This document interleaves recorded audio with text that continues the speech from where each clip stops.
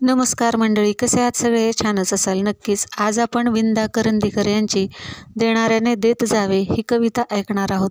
विंदा करंदीकर हे ज्ञानपीठ पुरस्कार विजेते कवी आणि त्यांच्या सगळ्याच कविता अतिशय बाणेदार, जीवनाचं वास्तविक भान करून देणाऱ्या, समर्पक, अर्थपूर्ण शब्दांनी भरलेल्या अशा आहेत. तर ऐकूयात.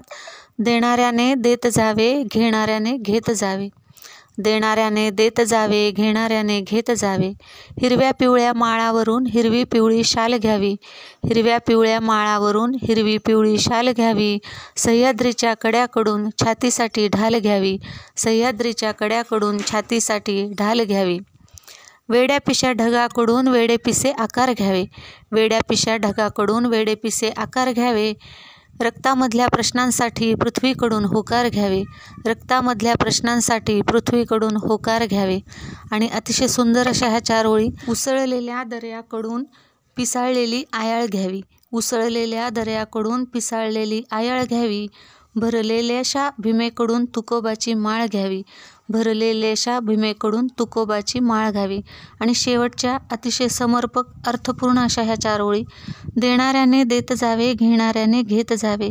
देणाऱ्याने देत जावे, घेणाऱ्याने घेत जावे. घेता घेता एक दिवस देणाऱ्याचे हात घ्यावे. घेता घेता एक दिवस देणाऱ्याचे हात घ्यावेत. म्हणजे काय, तर जे सद्गुणी, सद्विचारी आणि सदाचारी लोक आहेत त्यांचे चांगले गुण आपण सुद्धा आत्मसात करून घ्यायला पाहिजेत. तर जीवन कसं आहे, सार्थक आहे, जीवनाला एक चांगला मार्ग मिळणार आहे.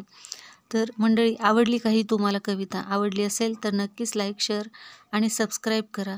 धन्यवाद मंडळी, कारण तुमच्या मोटिवेशनची खूप गरज असते. धन्यवाद मंडळी, धन्यवाद.